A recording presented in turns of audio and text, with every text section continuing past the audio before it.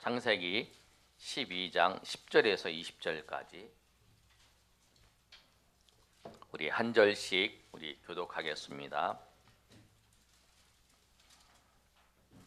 그 땅에 기근이 들었으므로 아브라함이 애굽에 거류하라고 그리로 내려갔으니 이는 그 땅에 기근이 심하였습니다.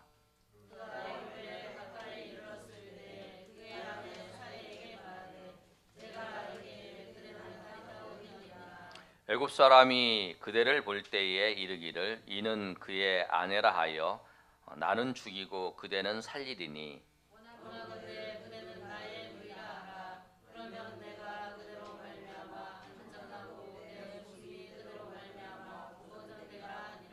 아브라함이 애굽에 이르렀을 때에 애굽 사람들이 그 여인이 심히 아름다움을 보았고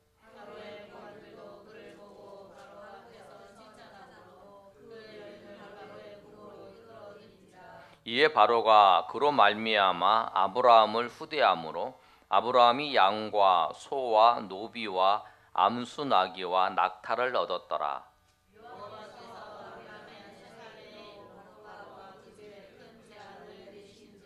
바로가 아브라함을 불러서 이르되 내가 어찌하여 나에게 이렇게 행하였느냐? 내가 어찌하여 그를 내 아내라고 내게 말하지 아니하였느냐?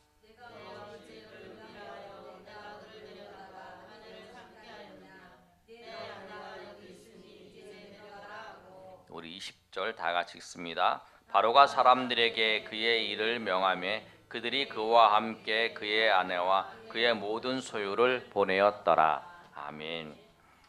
우리 말씀의 제목 한번 읽어보겠습니다. 시작. 인생의 기근은. 지난주에 우리가 말씀이 인생 중에 불의의 환난, 불의의 어려움을 당했을 때에 말씀이 그거였어요. 그래서 우리 인생은 고생 총량의 법칙이 있다. 누구든지 다 나만 당하는 고통이 아니라 누구나 다 고생은 다 한다. 나는 먼저 당할 뿐이지 누구나 다 고생은 했다.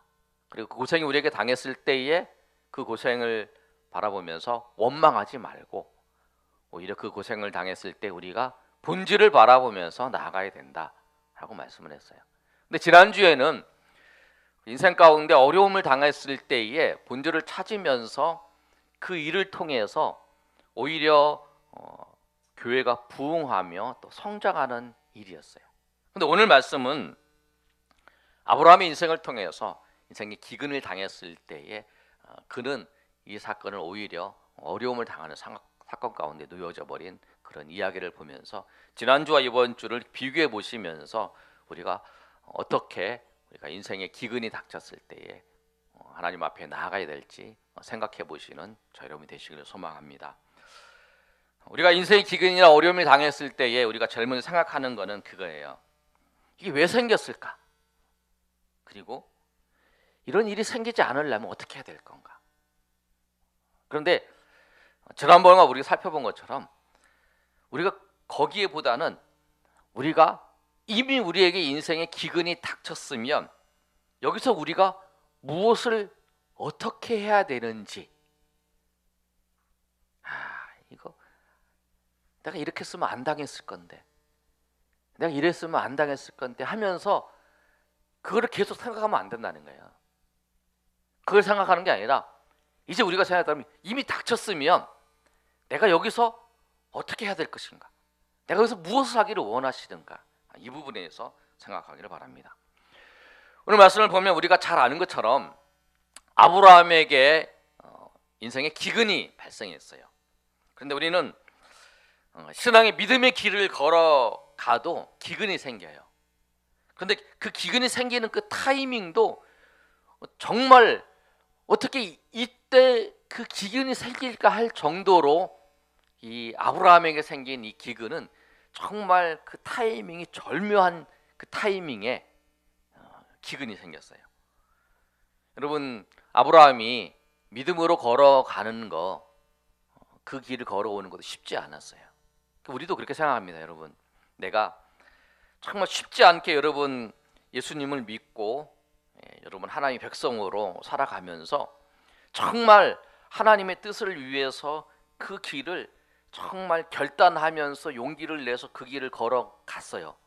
그런데 그 속에서도 어려움이 생겨요. 오늘 아브라함은 메소포타미아의 그 갈대아 우르에서 떠났습니다. 떠났어요. 화란으로 갔어요. 화란까지 가는데 한 900km가 돼요. 900km를 가서 이제 그 아버지와 또 조카와 이제 같이 다 머물렀어요. 그런데 거기서 아버지가 죽었어요. 아버지가 죽고 이제 아브라함에게 하나님께서 12장 1절에 보면 너 이제 가라라고 말씀하세요. 그래서 그 말씀을 따라서 이렇게 아브라함이 가나안으로 들어가는 거예요. 그런데 여러분 하나 볼 게 뭐냐면 아브라함이 이 그 가나안으로 들어갈 때에 하나님께서 아브라함에게 12장 1절에 하시는 말씀을 보면 우리 한번 12장 1절 한번 읽어볼까요? 시작. 여호와께서 아브라함에게 이르시되 너는 너의 고향과 친척과 아버지의 집을 떠나 내가 내게 보여줄 땅으로 가라. 하나님께서 뭐라고 말씀하시냐면 아브라함에게 내가 보여줄 땅으로 가라. 보여줄 땅으로 가라. 근데 이 말씀을 히브리서 11장 18절에는 뭐라고 말씀하시냐면 아브라함이 믿음으로 아브라함은 부르심을 받을 때에 순종하여 장래의 유업으로 받을 땅에 나아갈새 갈 바를 알지 못하고 나아갔다. 이렇게 말씀하고 있어요. 무엇이냐면 그 12장 1절에 보여줄 땅으로 가라. 보여줄 땅으로 가라 말씀이었어요. 그러니까 뭐냐면 하나님께서 이렇게 말씀하시는 거예요. 너 나 따라와라. 그런데 너 따라와서 어디로 간다? 여기 뭐 가나안 땅으로 들어간다. 이런 말씀하신 게 아니에요. 가나안 땅에 들어간다. 이런 말씀하신 게 아니라 내가 보여줄 땅으로 내가 데리고 갈 건데 너 따라와라는 거예요. 이렇게 말씀하신 게 하나님, 우리가 이제 그런 거예요. 너 하나님께서 우리 보고 나를 따라와라. 하나님께서 너와 함께 하시겠다. 그렇게 말씀하시는 거예요. 그런데 뭐 어떻게 해주시겠다, 뭐 어디로 보내주시겠다 이런 말을 전혀 안 하시고 그 말씀하시는데 그 말씀만 딱 따를 그 말씀을 붙잡고 나아가는 거예요. 쉽지 않은 길이죠. 아브라함이 처음에 갈대아 우르에서 화란까지 갈 때도 데라가 아버지가 이 아브라함을 데리고 갔는데 그때도 어디로 가야 되는지 몰랐어요. 그런데 이 아브라함이 어떤 사람이었냐면 아브라함과 그 데라가 이방 신을 섬기는 다른 신을 섬기는 사람이었어요. 그런데 그 과정 속에서 이렇게 그 화란까지 간 거예요. 화란까지 갔는데 가다가 이제 아버지가 죽은 거예요.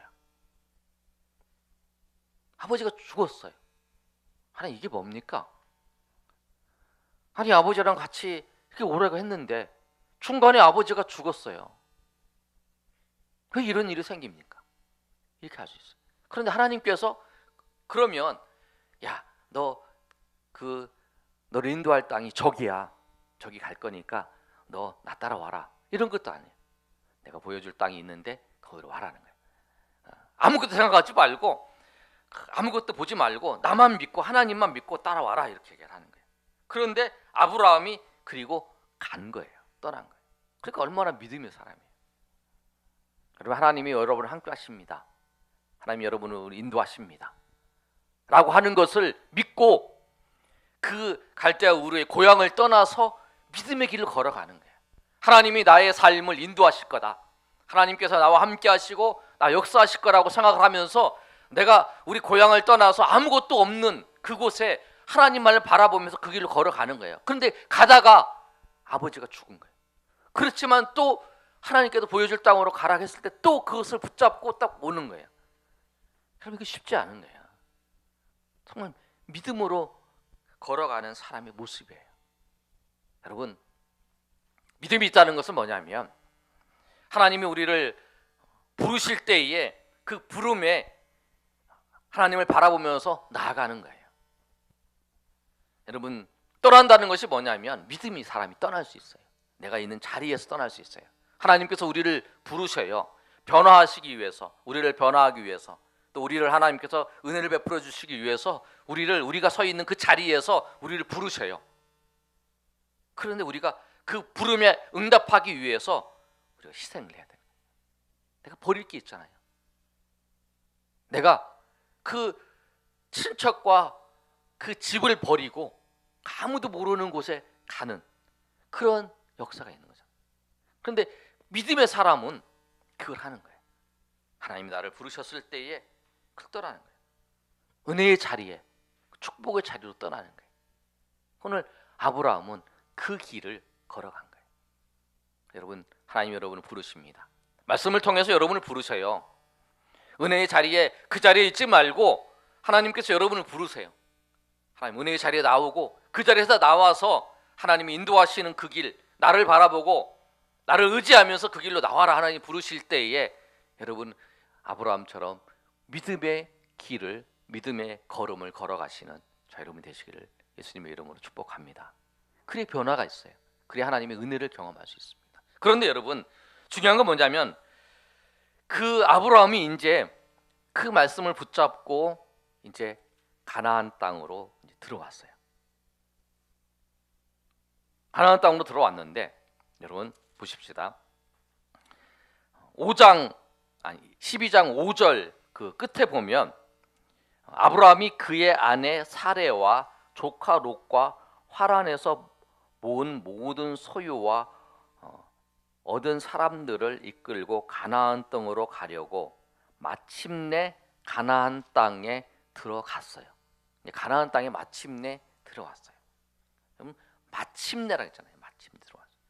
그런데 그 다음에 6절 한번 읽어보겠습니다. 시작.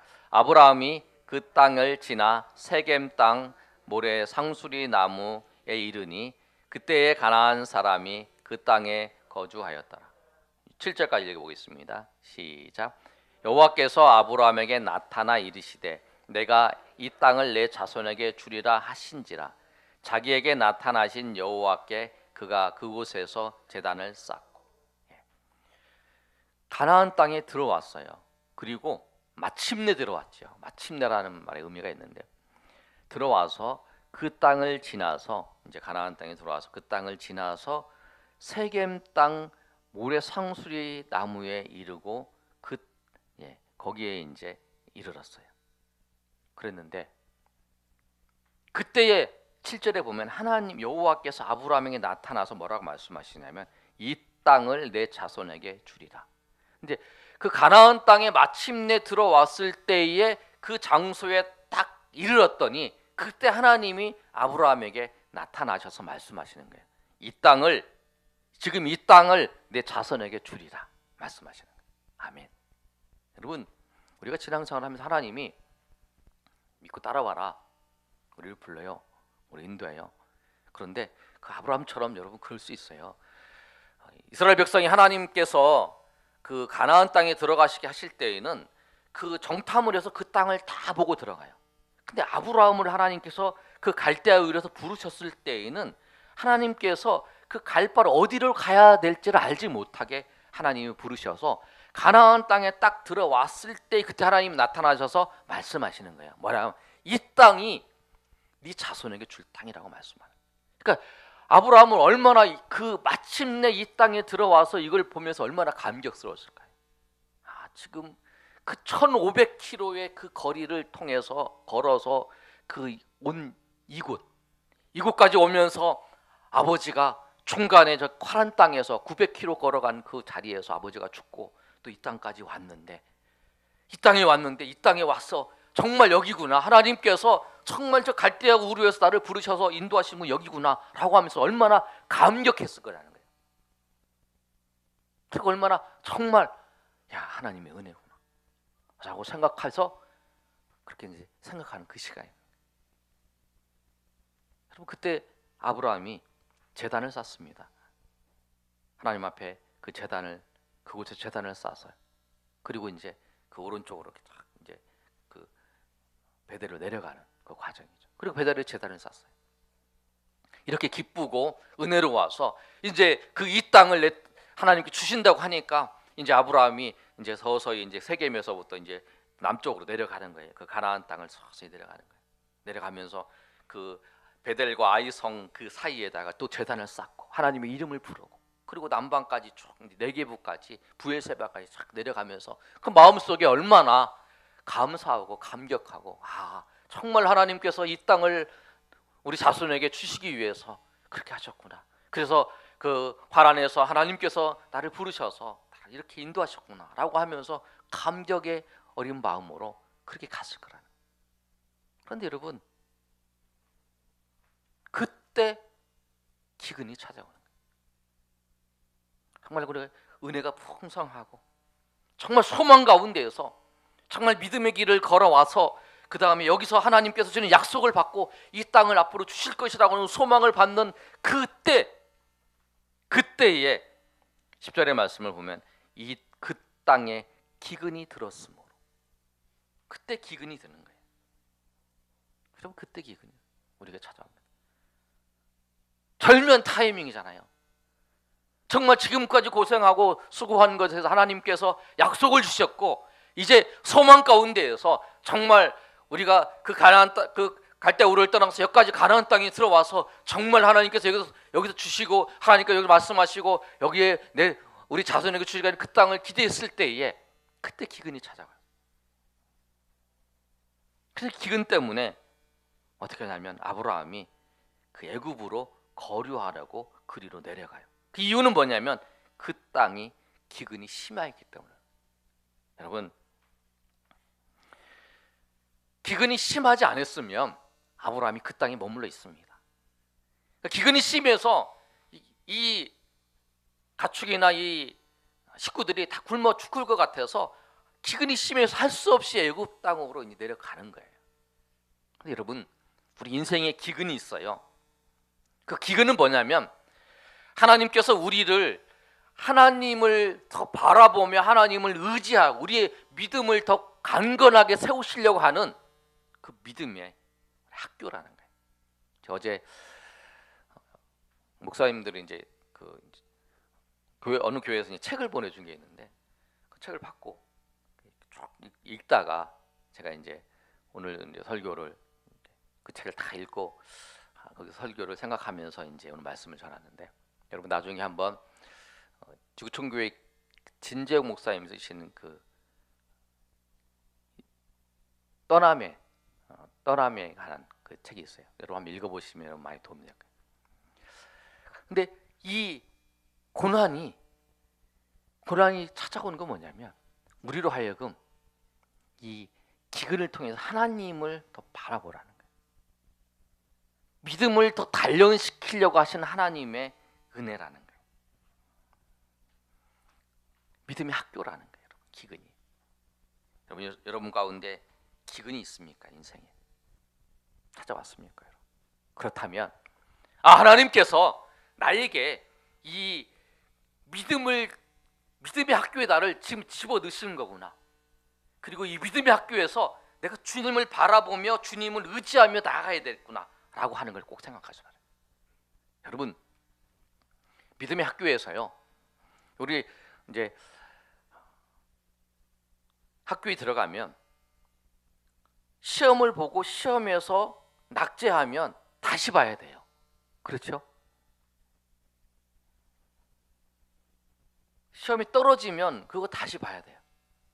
우리 믿음의 학교에서 하나님을 바라보고 하나님을 의지하는 것을 우리가 통과하지 못하면 그 일이 다시 우리에게 찾아와요. 그냥 넘어가는 게 아니에요. 왜? 우리가 하나님을 의지하고 하나님을 통해서만이 우리에게 주시는 모든 우리 삶의 모든 것을 공급받고 모든 것을 경험할 수 있는 오직 유일한 길이 하나님이시기 때문에 그래요. 그래서 아브라함은 이 기근이 당했을 때에 그 믿음으로 떠났지만 이 인생의 기근이 찾아와서 믿음의 학교에 집어넣었을 때에 아브라함은 제대로 반응하지 못했습니다. 우리가 어려운 게 뭐냐면, 여러분, 내가 아주 환경이 좋을 때는요, 내 유익을 따를 것인가, 하나님의 영광을 위해서 살 것인가라고 하는 그 문제가 생겼을 때, 그래도 하나님이 베풀어 주신 은혜가 있으니까 내가 그래도 하나님의 영광을 위해 살겠습니다라고 고백하며 나아갈 가능성이 더 많아요. 그러나 인생의 기근이 찾아오면 우리가 무엇을 하냐면 나의 생명을 보존하기 위해서, 나를 지키기 위해서 제일 먼저 그걸 먼저 생각을 해요. 아브라함도 그래. 내가 여기 굶어 죽게 생겼어. 내가 어떻게 해야 되지? 그럴 때에 맞아, 저 애굽 땅이 풍성한 땅인데, 그리고 애굽 땅으로 가는 거예요. 하나님이 약속으로 이 땅을 주셨는데 제가 생각에는 그거죠. 이 땅을 주는데 내가 살아야지. 그래도 그래야 내 조상, 내 자녀들이 계속 유지될 게 아니냐. 내가 죽으면 안 되지. 하나님이 나한테 이 땅을 주셨는데 내가 죽으면 안 되지. 내가 어떻게든지 살아야지 하는 게 더 이제 그거죠. 그러면서 그러면은 내 생명을 유지하기 위해서, 생명을 보존하기 위해서 내가 애굽 땅으로 갈 수밖에 없어. 그리고 이제 생각하면서 그 길로 이제 가는 거예요. 근데 그 길로 가다 보니까 생각이 드는 거예요. 어떤 두려움에 빠지냐면, 이 사람들이 내 안에 사례가 있는데 사례를 예쁘다고 사례를 데려가면서 나를 죽이면 어떻게 하지?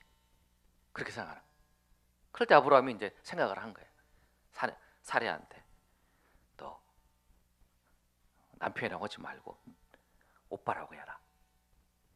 그렇게 얘기를 하는 거예요. 그 맞아요, 오빠. 왜 그러냐면 우리 족보를 나중에 살펴보시면 오빠가 맞잖아요. 그렇게 해서 이제 그렇게 얘기를 해요. 근데 그래서 이제 그렇게 하면 이제 그렇게 해서 이제 가는 거예요. 그래서 이제 정말 이제 뺏어서 이제 바로한테 보내는 거예요. 그 과정을 이제 겪게 되는 거죠. 자기의 그 생명의 위협을 느껴서 그가 했던 그런 모습들 봅니다. 근데 우리가 여러분 인생 속에서 기근이 닥쳤을 때에 우리 이렇게 할 수 있어요. 그런데 이 인생의 기근은 뭐냐면 우리로 하여금 하나님을 더 의지하라는 거예요. 하나님을 더 의지하고 하나님을 바라보라는 거예요. 여러분 거기에 갔을 때 결국에 아브라함을 보살피고 아브라함을 보존시켜서 가나안 땅으로 다시 보내게 하신 분은 누구시냐면 아브라함의 지혜가 아니었어요. 하나님이셨어요. 하나님이 애굽 바로에게 재앙을 내리셨어요. 우리 17절 한번 읽어볼까요? 시작. 여호와께서 아브라함의 아내 사레의 일로 바로와 그 집에 큰 재앙을 내리신지라. 예. 그래서 이제 그 재앙을 내리니까 바로는 이제 아는 거죠. 아브라함을 불러서 내가 어찌하여 나에게 이렇게 행하였느냐? 내가 어찌하여 그를 내 아내라고 내게 말하지 아니했느냐? 내가 어찌하여 그를 누이라고 내게 속였느냐? 이렇게 얘기를 하는 거예요. 하나님께서 바로에게 재앙을 내리시니까 바로가 눈치채고 아브라함을 불러서 이제 파악을 해서 이제 아브라함을 보내는 거죠. 그곳에서도 하나님께서 이 아브라함을 보호하시고 지키셨다는 거예요. 자기의 지혜로 하는 게 아니라. 그래서 여러분의 인생에 인생 기근이 여러분 찾아왔다 그러면 여러분 이 시간에 정말 하나님을 의지하고 하나님을 바라보면서 주님 앞에 나아가시는 여러분이 되시길 소망합니다. 그 기근을 모면하기 위해서 그 애굽으로 피한다 할지라도 결국 그 애굽에서 있었던 그 일들은 그 아브라함에게 있어서 뭐냐면 수치가 되는 거죠. 그 아내가 사라가 그 남편을 볼 때 뭐라고 하겠어요? 저런 것을 믿고 뭐 그런 생각 안 들겠어요? 그런 마음이 들잖아요. 그래서 아브라함이 다시 그 가나안 땅에 올라와서 그 3절 4절을 보면 다시 베델과 아이 사이에서 장막을 치고 장막을 쳤던 그곳에서 그 하나님께 예배하면서 여호와 이름을 부르는 장면이 나와요. 처음에 여호와 이름을 부를 때는 얼마나 감격스러웠을 거예요. 그런데 다시 그 애굽 땅에 갔다가 이 베델과 아이 그 사이에 장막을 치면서 하나님 앞에 이름을 부르면서 할 때에 아브라함의 마음이 어떻습니까? 정말 부끄러워서 하나님이 이 땅을 주셨는데 내가 그 땅에 내려갔는데 그래서 결국 하나님께서 그 땅에서도 바로를 움직여서 그 바로를 재앙이 내리셔서 그 땅에서도 인도하시는 분이 하나님이셨습니다. 그리고 하나님께서 그렇게 나를 보호하셨습니다라고 그렇게 고백할까요? 얼마나 부끄럽겠어요. 그래서 우리가 인생길에서 정말 인생의 위기, 인생의 기근이 여러분 찾아왔을 때 여러분 꼭 기억하셔야 돼요. 이때 하나님이 내 믿음을 단련시키기 위해서, 내 믿음을 더 부어주시기 위해서, 내 믿음을 하나님께서 강건케 하시기 위해서, 그래서 내가 하나님을 더 의지하고 주님의 뜻대로, 주님의 인도하심대로 내가 주님을 의지하면서 나가야겠다. 그리고 그 학교를 내가 그 믿음으로 내가 통과해야 되겠다. 주님께서 이 학교를 보내셨으니 내가 믿음으로 이 자리를 통과해야 되겠다라고 하는 그 마음의 결단이 여러분 가운데 있기를 예수님의 이름으로 축원합니다. 그런데 여러분, 우리가 믿음의 길을 걸어가는 데 있어서 우리가 꼭 기억할 게 있어요. 여러분, 아브라함의 삶을 통해서 기억할 게 뭐냐면 하나님 우리에게 약속을 주셨어요. 그런데 우리는 무슨 생각을 하냐면 항상 이거예요. 내 계획, 내 시간, 내 필요에 맞게 하나님이 응답해 주시기를 원해요. 근데 저도 그런 것 같아요. 우리 교회를 개척하면서 하나님이 저에게 비전도 주시고 하나님께 소망도 주셨는데 그거에 대해서 내 나름대로 하나님이 이때까지는 어떻게 됐으면 좋겠어요. 저도 이제 계획이 다 있어요. 마스터 플랜이 있어요. 로드맵이라고 하잖아요. 이때까지. 우리는 다 그래요. 하나님, 나를 하나님이 부르셨으면 이때까지는 해야 되지 않겠어요? 하나님 주셔야 되죠. 내 인생이 이만큼 남았는데 이때까지는 이 일이 이루어지지 않겠습니까? 하나님, 이때까지는 무슨 일이 있어야 됩니다. 그렇게 생각을 하는 거예요. 그런데 하나님의 생각과 나의 시간은, 하나님의 생각과 하나님의 시간과 나의 생각과 나의 시간은 다르다는 거예요. 창세기 15장에 아브라함이, 여러분 한 장 넘겨보시면 창세기 15장에 아브라함이 하나님 앞에 말합니다. 하나님 앞에 말할 때 뭐라고 말하냐면, 하나님,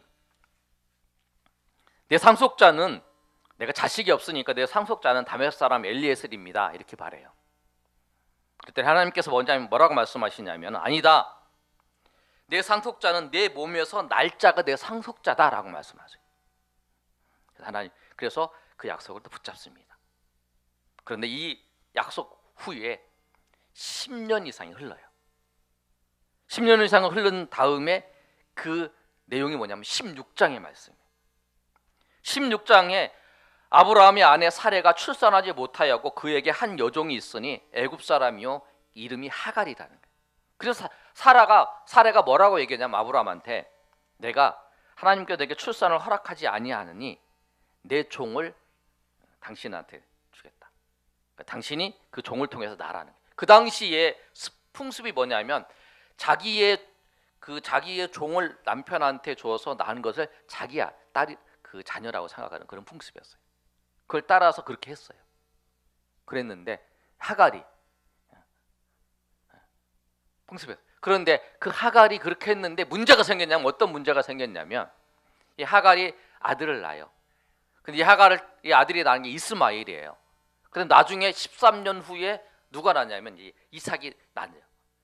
그 나중에 대립해서, 그리고 엄마들이 대립해서 문제가 생긴 거예요. 여러분, 지금 중동 문제의 그 핵심이 뭐냐면, 이 이삭의 자녀인 그 이스라엘과 그 이스마엘의 자녀인 그 중동 그 아랍, 거기에 싸움이잖아요. 지금까지 분쟁하고 있어요. 그게 뭐라면 우리가 꼭 기억하실 게 있어요. 하나님의 그 시간, 하나님의 때가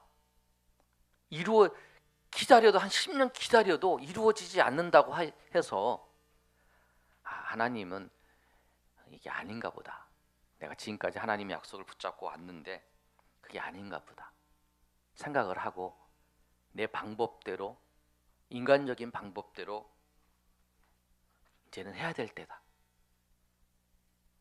그렇게 생각할 수 있다는 거예요. 내가 10년, 내가 지금까지 기다렸는데, 내가 지금까지 하나님 약속을 붙잡았는데, 아니야. 이제는 내가 알아서, 아니면 하나님의 말씀, 내 아브라함의 씨에서 난다라고 생각하니까 아브라함이 남편만 되면 되는 거라고 생각을 한 거죠. 이 사라가 자기가 생각 아니라 내 종을 줘서. 그래서 그 인간적인 방법으로, 그 말씀 안에서 인간적인 방법으로 찾은 거죠. 그렇게 한 거예요. 근데 문제가 되는 거예요. 그러니까 우리가 꼭 기억할 게 되는 게 뭐냐면, 하나님이 시간을 기다릴 때, 하나님의 시간을 우리가 기다려야 돼요. 하나님이 우리가 역사하실 때 하나님이 인도하실 시간까지 우리 기다려야 돼요.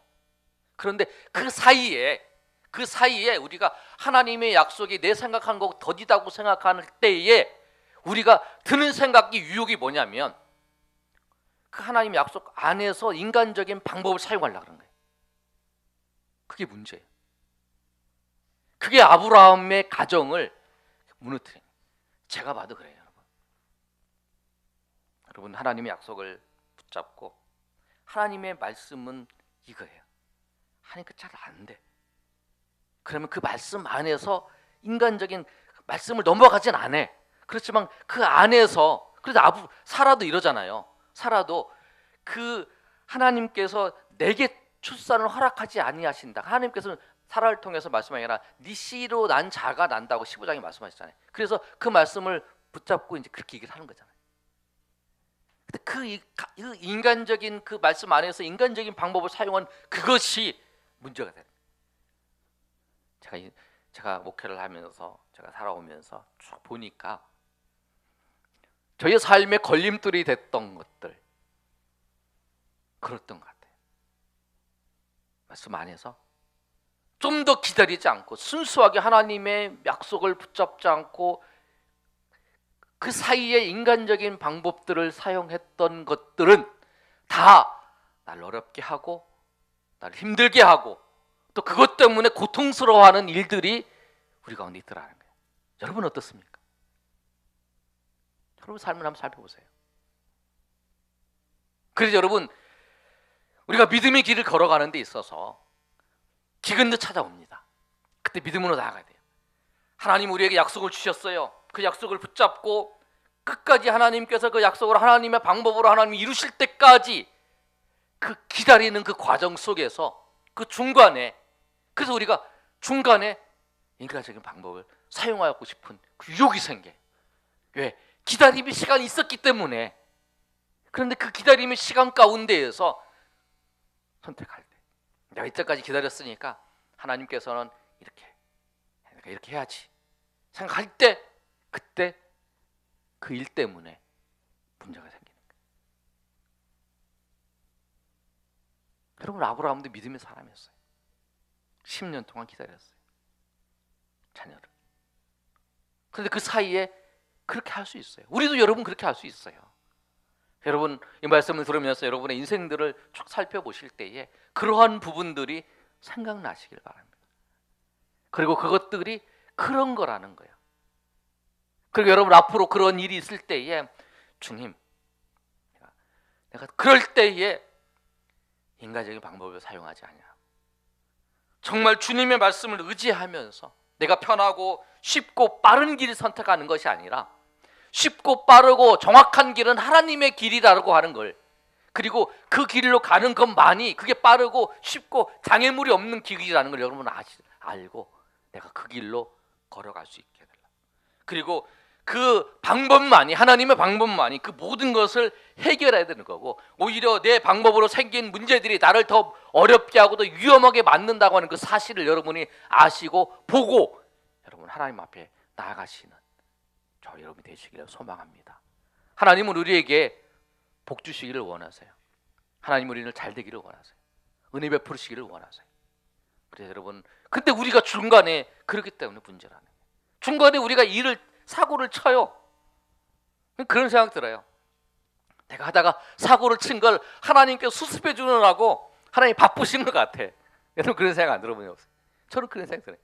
내가 중간에 잘하다가 그 인간적인 방법을 사용해서 한 것 때문에, 내가 사고 친 것 때문에 하나님이 그걸 수습해 주시느라고 내게 은혜를 베풀어 주시려고 이걸 그 헤쳐 주시고 그 틀어 주시고 저기 다 회복해 주시라고 바쁘신 거예요. 근데 나는 또 모르고 또 사고를 쳐놓고, 그럼 또 인생이 그런 것 같아요. 그 여러분 안타까워서 우리에게 말씀하시는 거예요. 이 말씀 통해서 여러분 정말 하나님의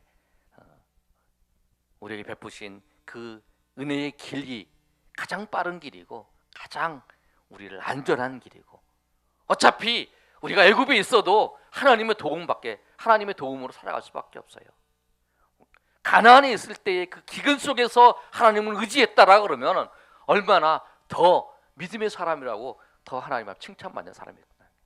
그런 믿음의 길을 걸어가시는 저 여러분이 되시기를 예수님의 이름으로 축복합니다.